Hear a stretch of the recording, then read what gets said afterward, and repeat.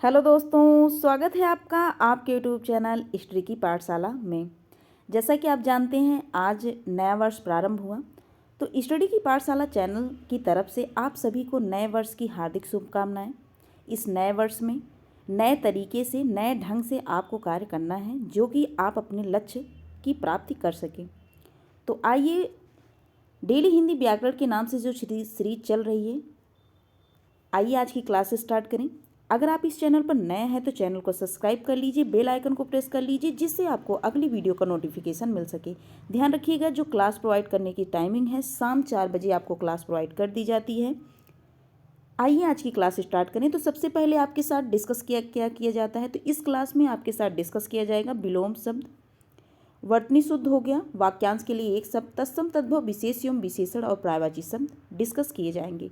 तो सबसे पहले आपके साथ विलोम शब्द डिस्कस किया जाएगा। तो पहले शब्द है, ध्यान रखिएगा, पहले शब्द उसके बाद उसका विलोम, पहले शब्द उसके बाद उसका विलोम। तो पहला शब्द है क्या? पहला शब्द है पाड़ी। पाड़ी का जो विलोम है पाद होता है। पाद का तात्पर्य पैर से होता है, ध्यान रखिएगा। और पाड़ी का अर्थ किससे होता है? तो हाथ से होता है। पाड़ी का तात्पर्य हाथ से, पाद का जो तात्पर्य पैर से होता है। तो पाड़ी का जो विलोम होता है पाद होता है। नेक्स्ट शब्द क्या है? नेक्स्ट शब्द है पौरुषेय। पौरुषेय का जो विलोम होता है स्त्रैण होता है। स्त्रैण आप जानते हैं, आपके साथ चर्चा भी किया गया है। स्त्रैण, तो स्त्रैण का तात्पर्य क्या होता है? यह वाक्यांश के लिए एक शब्द भी है, ध्यान रखिएगा। स्त्रैण, स्त्री के वश में रहने वाला स्त्रैण कहलाता है। ध्यान रखिएगा, स्त्री के वश में रहने वाला क्या कहलाता है? स्त्रैण कहलाता है। स्त्रैण किसका विलोम है? तो पौरुषेय का। पौरुषेय का तात्पर्य यह भी वाक्यांश के लिए एक शब्द है, ध्यान रखिएगा। जो पुरुषार्थ के अनुरूप हो, जो पुरुषार्थ के अनुरूप हो, वही क्या होता है? पौरुषेय होता है। और ध्यान रखिएगा, इसका जो संधि विच्छेद क्या है? पौरुष धन ए क्या है? पौरुष धन ए क्या होता है? पौरुषेय होता है। इससे क्वेश्चन क्या बनता है कि पौरुषेय में कौन सा प्रत्यय है? तो ध्यान रखिएगा, ए प्रत्यय होता है। ए प्रत्यय किस में होता है? तो पौरुषेय में ए प्रत्यय होता है। पौरुष धन ए क्या होता है? पौरुषेय होता है। तो इस पौरुषेय से आपने क्या सीखा? तो आपने जाना कि पौरुषेय शब्द का जो विलोम होता है स्त्रैण होता है। स्त्रैण क्या है? कि वह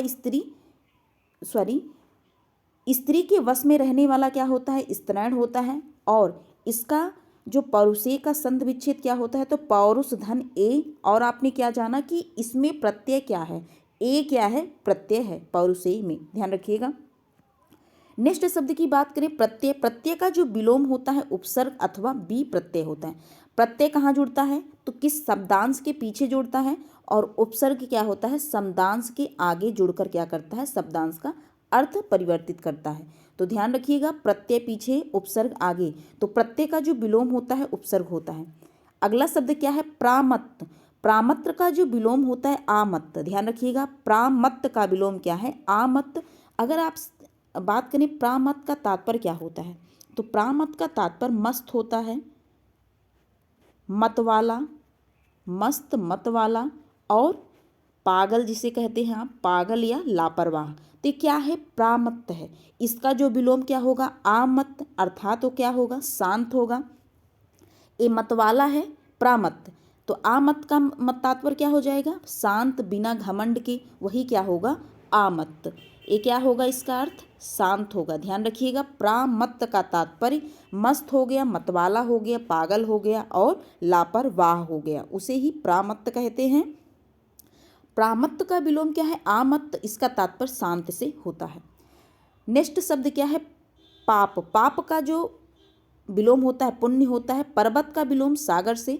और पूरब का विलोम क्या होगा? पश्चिम होगा। पूरब का विलोम पश्चिम से। एक बार अगेन रिपीट किया जाए, पाड़ी का विलोम पाद से, पौरुषेय का विलोम स्त्रण से, प्रत्यय उपसर्ग या बी प्रत्यय, प्रमत्त का विलोम आपमत्त से, पर्वत का विलोम सागर, पाप का विलोम पुण्य, और पूरब का विलोम क्या होगा? पश्चिम होता है। नेक्स्ट टॉपिक की बात करें तो नेक्स्ट टॉपिक क्या है? वर्तनी शुद्ध है। तो वर्तनी शुद्ध में ध्यान रखिएगा, पहले अशुद्ध शब्द उसके बाद शुद्ध शब्द। पहले अशुद्ध शब्द उसके बाद क्या है? शुद्ध शब्द है। तो पहला शब्द क्या है? तो पहला शब्द है प्रतिज्ञा। प्रतिज्ञा आप ध्यान रखिएगा कैसे लिखा? प्रातिज्ञा ना होकर क्या होता है? प्रतिज्ञा होता है। तो प्रतिज्ञा शब्द क्या है? शुद्ध है। अगला शब्द क्या है? प्रत्यक्ष। तो प्रत्यक्ष में ध्यान रखिएगा कौन सा अच्छा रहता है? जिसका प्रोनाउंसिएशन, जिसका उच्चारण आप कंठ और किससे करते हैं? कंठ और किससे करते हैं आप? मूर्धन्य से करते हैं। वही शब्द, वही प्रत्यक्ष का क्या होता है? शुद्ध शब्द होता है। इस छ का प्रोनाउंसिएशन किससे होता है? ध्यान रखिएगा, इसको कंठ और मूर्धन्य से इसका उच्चारण होता है, तो छ। तो ध्यान रखिएगा क्या लिखा गया? प्रत्यक्ष। अगला शब्द क्या है? प्रसन्न। तो प्रसन्न में ध्यान रखिएगा कौन सा सा प्रयोग किया गया है? इसमें तालु सा प्रयोग किया गया है, और जो शुद्ध शब्द है उसमें आप कौन सा? दंत सा का प्रयोग किए हैं। तो प्रसन्न में कौन सा सा रहेगा? तो दंत सा प्रयोग किया जाता है प्रसन्न में। अगला शब्द क्या है? प्रसाद। अब प्रसाद में ध्यान रखिएगा, प्रसाद में भी प्रासाद होता है। क्या है? प्रासाद में भी कौन सा सा? तो दंत सा का प्रयोग किया जाता है प्रासाद में। अगला शब्द क्या है? पुरस्कार। पुरस्कार आप जानते हैं, वही पुरस्कार शब्द क्या होता है? शुद्ध शब्द होता है। पोषक। पोषक शब्द में ध्यान रखिएगा मूर्धन्य जो सा होता है उसका प्रयोग पोषक में किया जाता है। कौन सा? मूर्धन्य। अगला शब्द क्या है? पद्मिनी। तो पद्मिनी ध्यान रखिएगा यही शब्द क्या है? शुद्ध है। तो पद्मिनी शब्द में पद्मिनी आधा दा रहता है, तो ध्यान रखिएगा पद्मिनी। तो पद्मिनी क्या है? शुद्ध शब्द होता है। तो इस क्लास में आपके साथ डिस्कस क्या किए? कौन कौन से शुद्ध शब्द डिस्कस किए गए? एक बार रिपीट कीजिए। पहला शब्द आपके साथ डिस्कस किए गए प्रतिज्ञा, दूसरा प्रत्यक्ष, प्रसन्न हो गया, उसके बाद प्रासाद, उसके बाद पुरस्कार, उसके बाद पोषक और पद्मिनी। एक बार अगेन रिपीट किया जाए। प्रतिज्ञा हो गया, प्रत्यक्ष हो गया, प्रसन्न हो गया, प्रासाद, पुरस्कार, पोषक, पद्मिनी। ये शब्द क्या किए गए? इस क्लास में आपके साथ डिस्कस किए गए। किसमें? शुद्ध शब्द में आपने पढ़ा क्या? प्रतिज्ञा, प्रत्यक्ष, प्रसन्न, प्रासाद, पुरस्कार, पोषक और पद्मिनी। नेक्स्ट टॉपिक की बात करें। नेक्स्ट टॉपिक क्या है? अनेक शब्दों के एक शब्द। क्या है? अनेक शब्दों के एक शब्द, जिसे आप वाक्यांश के शब्द के एक नाम से भी जानते हैं। इसमें पहला शब्द क्या है? तो पहला शब्द ध्यान रखिएगा, पहला शब्द है अध्यादेश। पहला शब्द क्या है? अध्यादेश। आप सुने भी होंगे, अध्यादेश जारी होता है, वही अध्यादेश। ध्यान रखिएगा उसका तात्पर्य क्या होता है? राज्य द्वारा निकाला गया आधिकारिक आदेश। राज्य द्वारा निकाला गया आधिकारिक आदेश क्या होता है? अध्यादेश होता है। अधिनियम आप सुनते होंगे, इस अधिनियम के तहत काम हुआ, तो वही अधिनियम है। ध्यान रखिएगा अधिनियम का तात्पर्य क्या होता है? शासन द्वारा जारी किया गया कानून। शासन द्वारा जारी किया गया कानून क्या कहलाता है? अधिनियम कहलाता है। अगला शब्द क्या है? अधिसूचना। आप अधिसूचना भी सुनते होंगे, वही अधिसूचना है। उसका तात्पर्य क्या होता है? वह आधिकारिक सूचना विशेषतः जो राजपत्र में प्रकाशित हुई हो। ध्यान रखिएगा यह राजपत्र की बात कर रहा है, तो जो राजपत्र में प्रकाशित हुई हो वही क्या होती है? अधिसूचना होती है। वह आधिकारिक सूचना जिसे राजपत्र में प्रकाशित किया गया हो वही क्या है? अधिसूचना है। बात करें अधिनियम क्या है? शासन द्वारा जारी किया गया कानून। शासन द्वारा जारी किया गया कानून अधिनियम है। अध्यादेश क्या है? राज्य द्वारा निकाला गया आधिकारिक आदेश क्या है? अध्यादेश होता है। अगला शब्द क्या है? प्रोषित पत्रिका। प्रोषित पत्रिका का तात्पर्य क्या है? अगला शब्द क्या है? प्रोषित पत्रिका। वह स्त्री जिसका पति प्रदेश गया हो। ध्यान रखिएगा, वह स्त्री जिसका पति प्रदेश गया हो अर्थात विदेश गया हो, उसे ही क्या कहा जाता है? प्रोषित पत्रिका कहा जाता है। अगला शब्द क्या है? आगत पत्रिका। अगला शब्द क्या है? आगत पत्रिका। वह स्त्री जिसका पति अभी प्रदेश से लौटा हो अर्थात अभी विदेश से लौटा हो, उसे ही आगत पत्रिका कहा जाता है। अगला शब्द क्या है? नवोढ़ा। नई ब्याही हुई स्त्री। नई ब्याही हुई स्त्री नवोढ़ा होती है। उसका तात्पर्य क्या होता है? नवोढ़ा का नई ब्याही हुई स्त्री। प्रवत्स्य पत्रिका।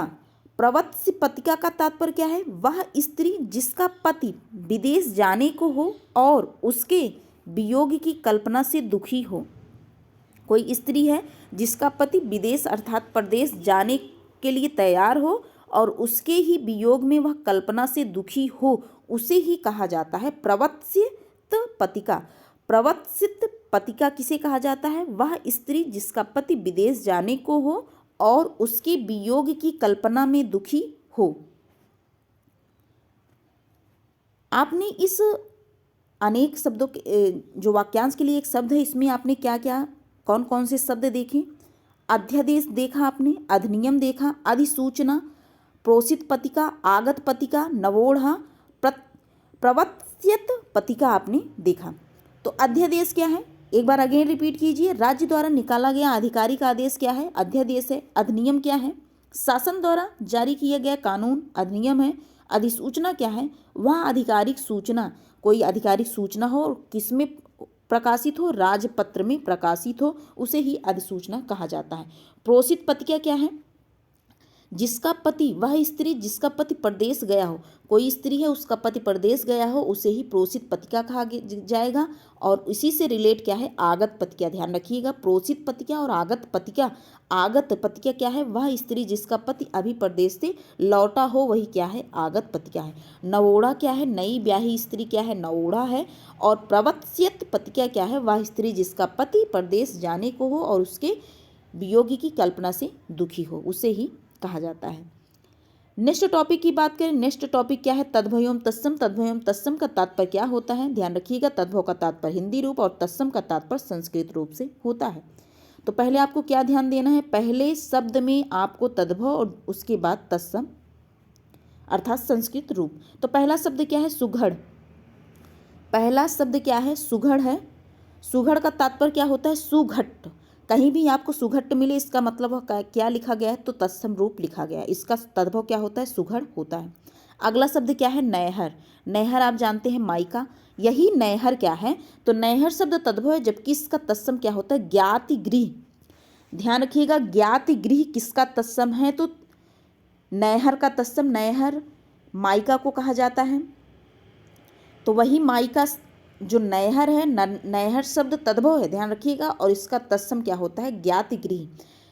और अगला शब्द क्या है? पंसारी। पंसारी शब्द तद्भव है, जबकि इसका तत्सम क्या होता है? पाण्यशालिका। तो पाण्यशालिक क्या है? सॉरी, शालिका ना होकर क्या है? पाण्यशालिक है। पाण्यशालिक किसका तत्सम रूप है? तो पंसारी का तत्सम रूप पाण्यशालिक होता है। अगला शब्द क्या है? पड़ोसी। पड़ोसी शब्द का तत्सम रूप ध्यान रखिएगा प्रतिवेशी। आपको कैसे लिखा, कन्फ्यूजन कब होता है? जब आपको ऐसे लिखा दे दिया जाता है कि प्रतिवेशी। प्रतिवेशी कैसा शब्द है, तब डाउट होता है कि यह शब्द तत्सम है कि तद्भव। तो वहाँ आप ध्यान रखिएगा, यह शब्द प्रतिवेशी, तो प्रतिवेशी शब्द किसका तत्सम है? तो यह पड़ोसी शब्द का तत्सम। आप जानते हैं कि सबके पड़ोसी होते हैं, तो वहीं से रिलेट करिए कि यह पड़ोसी शब्द है, तो है तो क्या है? तद्भव है। जबकि इसका है तद्भव, तो इसका तत्सम क्या है? तो प्रतिवेशी होता है। किसका तत्सम?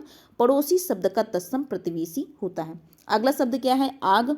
आग शब्द का तत्सम क्या है? अग्नि है। आप जानते हैं आग शब्द का तत्सम अग्नि है, और अग्नि की पर्यायवाची आपके साथ डिस्कस की गई है। तो आपकी रिस्पॉन्सिबिलिटी क्या है कि अग्नि का पर्यायवाची आप क्या करेंगे कि उसको रिपीट करेंगे। अगला शब्द क्या है? आमा। आमा शब्द क्या है? तद्भव है, जबकि इसका तत्सम क्या होता है? आपाका। आपाक होता है। ध्यान रखिएगा, ये यहाँ क्या लिखा गया? आपाक। इसका शुद्ध शब्द आपाक होता है। यहाँ थोड़ा टाइपिंग इरर है। तो आपाक शब्द किसका तत्सम है? तो ध्यान रखिएगा, आवा का तत्सम आपाक होता है। अगला शब्द क्या है? मयंद्र। मयंद। मयंद शब्द तद्भव है, जबकि इसका तत्सम क्या होता है? मिगेंद्र। ध्यान रखिएगा, मिगेंद्र शब्द, तो मिगेंद्र शब्द का शब्द कैसा है? तो तत्सम है, इसका तद्भव क्या होता है? मयंद होता है। तो मिगेंद्र। मिगेंद्र शब्द क्या है? तत्सम है, और इसका तद्भव क्या होता है? मयंद होता है। आमा शब्द का तत्सम आपाक होता है। आग शब्द का तत्सम अग्नि। पड़ोसी शब्द का तत्सम प्रतिवेशी। पंसारी का तत्सम पर्णशालिक, और नैहर का तत्सम ज्ञातगृह, और सुघड़ का तत्सम सुघट्ट होता है।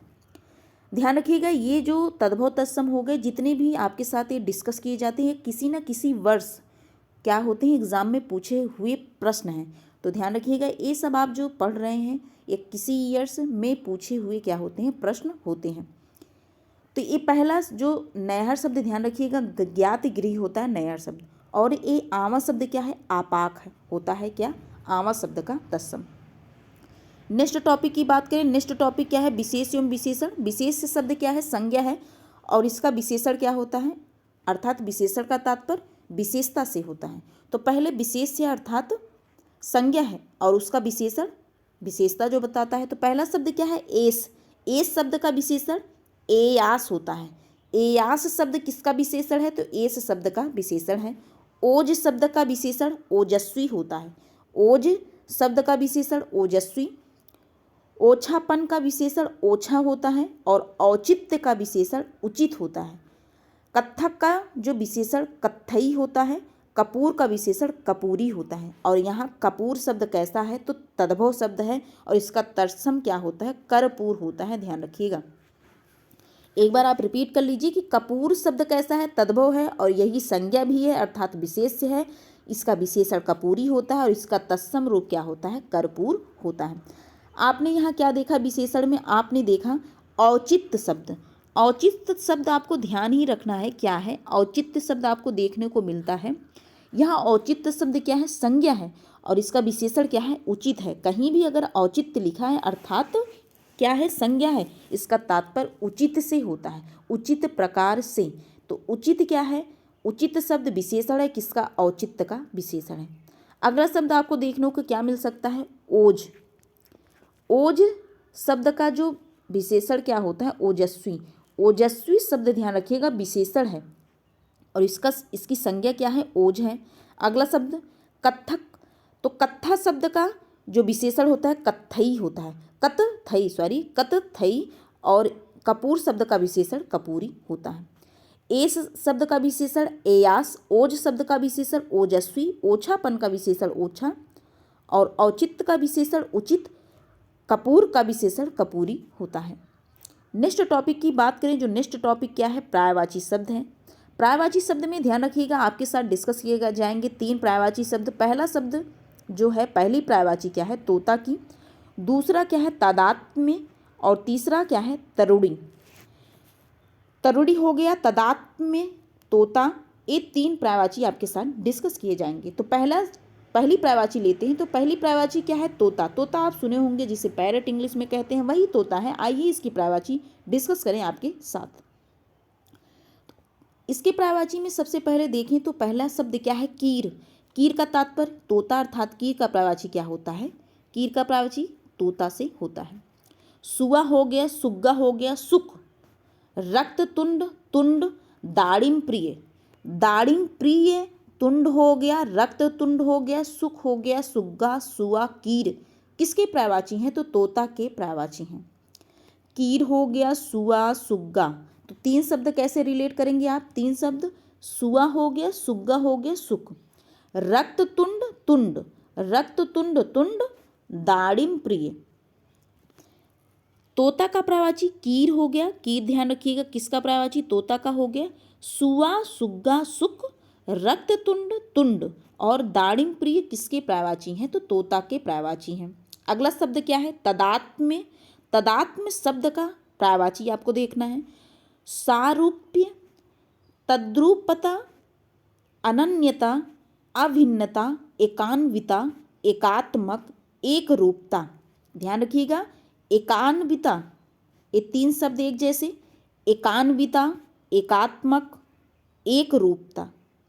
एक रूपता, एकात्मक, एकांतविता किसके पर्यायवाची, तदात्म्य मैं के पर्यायवाची हैं। और क्या हो गया, अनन्यता, अभिन्नता। अभिन्नता आप जानते हैं, वही अभिन्नता किसका पर्यायवाची है, तदात्म्य का पर्यायवाची है। अनन्यता हो गया, अभिन्नता हो गया, ये 2 शब्द एक जैसे। एकान्विता, एकात्मक, एक रूपता, ये 3 शब्द एक जैसे। और अगला क्या है, सारूप्य और तद्रूपता, ये सब किसके पर्यायवाची हैं, तदात्म्य के पर्यायवाची हैं। अगली पर्यायवाची क्या है, तरुणी। तरुणी का पर्यायवाची क्या होता है, तरुणी शब्द ध्यान रखिए। यहाँ सबसे पहले आपको बता दें 3 शब्द एक जैसे होते हैं। पहला शब्द क्या, पहला शब्द आपको देखने को किस में मिले, समश्रुत भिन्नार्थक शब्द में आपको मिलेगा। पहला शब्द तरुणी हो सकता है, ऑप्शन में आपको मिल सकता है। अगला तरड़ी हो गया और अगला क्या मिल सकता है, तरुड़ी। तरड़ी का तात्पर्य क्या होता है, ध्यान रखिएगा, नौका से होता है। तरड़ी का तात्पर्य सूर्य से होता है और तरुड़ी का तात्पर्य नवयुति से होता है। आपको सबसे पहले 3 शब्द को ध्यान रखना है। तीनों शब्द आपको ऑप्शन में मिल सकते हैं। तरुड़ी का पर्यायवाची ध्यान रखने से पहले आपको 3 शब्द, तरड़ी हो गया, कौन कौन से 3 शब्द, तरड़ी हो गया, तरड़ी हो गया और तरुड़ी। यही तरुड़ी का पर्यायवाची आपको देखना है। तो तरड़ी हो गया, तरड़ी हो गया, तरड़ी। तो तरड़ी का तात्पर्य सूर्य से है और तरड़ी का तात्पर्य नौका। नौका, नौका जानते हैं आप, वही नौका, नाव। तो नाव का तात्पर्य अर्थात तरड़ी।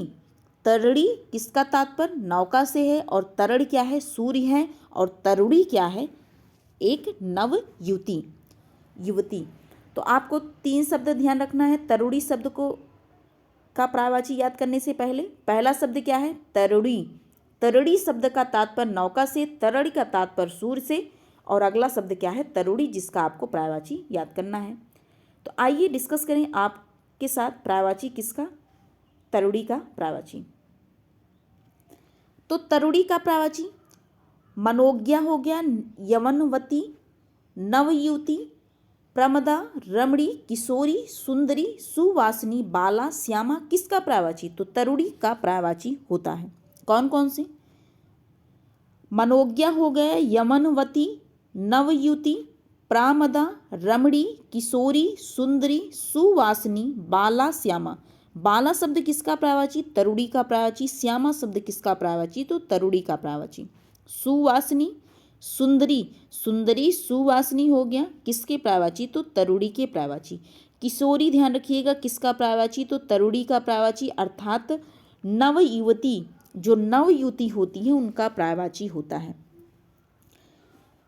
प्रामदा, रमणी। रमणी शब्द आपको ध्यान रखना है क्योंकि रमणी शब्द ज़्यादा पूछा जाता है। तो रमणी शब्द किसका पर्यायवाची है, तो तरुड़ी का पर्यायवाची। प्रामदा किसका पर्यायवाची, तो तरुड़ी का पर्यायवाची। मनोज्ञा किसका पर्यायवाची, तो तरुड़ी का पर्यायवाची। यवनवती, नवयुवती किसका पर्यायवाची, तो तरुड़ी का पर्यायवाची होता है। आपने कौन कौन से 3 शब्द का पर्यायवाची देखा, तो पहला तोता हो गया। तोता का एक बार अगेन रिपीट किया जाए, कीर, सुआ, सुग्गा, सुक, रक्ततुंड, तुंड, दाड़िमप्री किसका पर्यायवाची, तो तोता का पर्यायवाची। अगला शब्द का पर्यायवाची तादात्म्य का पर्यायवाची आपने देखा, सारूप्य, तदुत्पता, अनन्यता, अभिन्नता, एकान्विता, एकात्मक, एक रूपता किसका पर्यायवाची, तदात्म्य का पर्यायवाची। अगला शब्द क्या है, तरुड़ी। तरुड़ी का पर्यायवाची क्या आपने देखा कि मनोज्ञा, यवनवती, नवयुवती, प्रमदा, रमणी, किशोरी, सुंदरी, सुवासिनी, बाला और श्यामा किसका पर्यायवाची, तो तरुड़ी का पर्यायवाची। आज की क्लास में बस इतना ही। अगर आपको वीडियो पसंद आया हो तो please like, share and subscribe to my channel. मिलते हैं नेक्स्ट वीडियो में। ध्यान रखिएगा अगर आपको PDF प्राप्त करना हो तो टेलीग्राम ग्रुप की लिंक डिस्क्रिप्शन बॉक्स में दी गई है, आप वहां जाकर ज्वाइन कर सकते हैं और टेलीग्राम ग्रुप पर PDF सेंड कर दी जाती है। आज नया वर्ष है तो नए वर्ष में कुछ नए करने की कोशिश करिएगा। अपने टारगेट, जो आपने अपना टारगेट फिक्स किया हो, आज एक बार फिर से अगेन टारगेट बनाइए क्योंकि यह नया वर्ष है। नए वर्ष में नए टारगेट को और नए तरीके से, क्योंकि जो इफ़र्ट्स आपको लगाना है नए तरीके से लगाना है कि जिससे आपको अपने गोल अर्थात आप और अपने टारगेट, जो आपने टारगेट फिक्स किया है वह टारगेट अचीव कर लें। तो बस इतना ही कहना था आज की क्लास में। मिलते हैं नेक्स्ट वीडियो में। Thank you.